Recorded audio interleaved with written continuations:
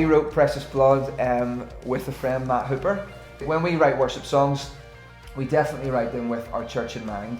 There were a number of weeks I was leading worship at church, and there was a certain gentleman who would often come up to me and say, yeah, these new songs you're singing are great, but you're definitely missing the hymns. And he was very encouraging. He sent me a letter and he gave me a folder of all these hymns, and it was great to see the rich history of that through our church actually, and to be reminded of all these amazing truths. And the content of the hymns are just incredible.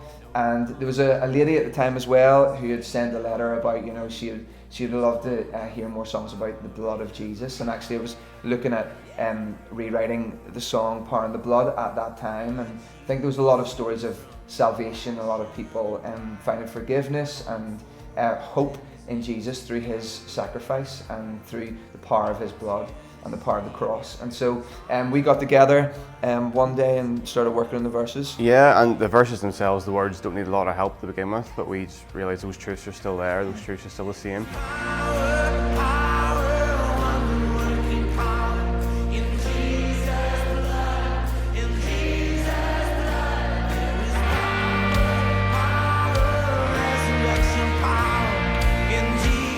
The lines from that song and then added our own line as well to the verses, just to bring it in the modern language, just the truth and the power of that song. And then Matt Hooper got involved, and he brought this bridge that was just tied in so well with what we planned.